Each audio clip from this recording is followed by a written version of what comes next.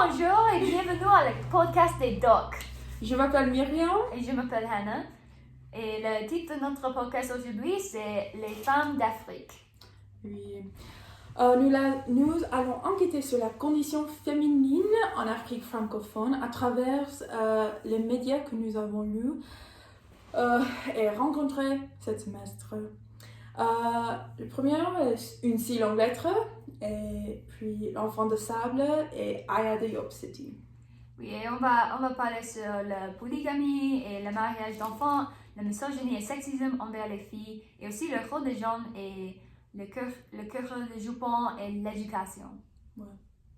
Alors, le premier texte du cours, écrit par une femme que nous avons lu, était Une si longue lettre de Mariam Abba.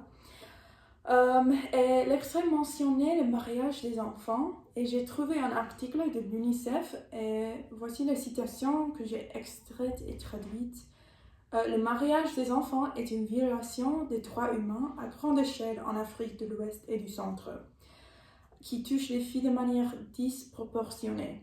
Les filles mariées jeunes abandonnent souvent l'école et sont exposées à des risques physiques, notamment pendant la grossesse. Alors c'est un grand problème pour les jeunes filles.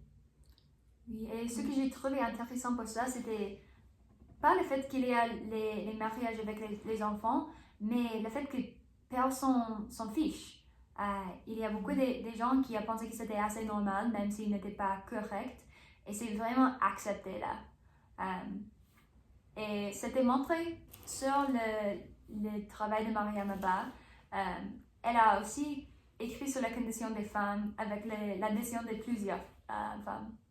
Alors, oui, c'était un mariage avec une jeune fille après Ramatoulaye, mais c'était aussi la deuxième femme. Et j'ai trouvé une fête, c'était en 1970, environ 60% des femmes étaient dans une relation polygame en Sénégal, qui est l'endroit de l'œuvre de Mariam Abba. Et ça a changé un peu. Maintenant, dans l'année 2000, ça change et est proche à 40% maintenant les femmes qui sont dans les mariages polygames. Mais oui, dans le texte, Ramatoulaye, elle n'aimait pas la deuxième femme. Elle est restée avec son mari pendant longtemps et ne veut pas en ajouter une autre. Et ça, c'est le vrai problème pour beaucoup de femmes. Mais je crois, oui, le problème des enfants qui sont mariés est plus important et on ne parle pas beaucoup de ça. Ouais. Puis nous avons lu L'enfant de sable de Taha Benjeloun et le fin de l'extrait dit « Il avait bien vu une fille, mais croyait fermement que c'était un garçon. » Et moi je trouve cela très troublant, comment le père voulait un fils tellement qu'il voulait élever sa fille comme un fils. Et le sexisme est un véritable problème au Maghreb et selon l'UNICEF, la région Moyen-Orient et Afrique du Nord, ou MENA, a connu des changements rapides et turbulents au cours des 2 dernières décennies. Les filles de cette région sont non seulement limitées par leur âge, mais aussi par les normes de genre, ce qui limite leur mobilité physique, leur accès au marché du travail et leur participation aux décisions au sein de foyer et dans la sphère publique. Elles sont aussi exposées au risque de grossesse précoce et d'abandon scolaire. Donc le sexisme, c'est un problème pour les filles dans plusieurs façons de leur vie. Oui, et je me demande pourquoi un fils. C'est vraiment différent aujourd'hui. On est presque les mêmes avec les fils et les filles.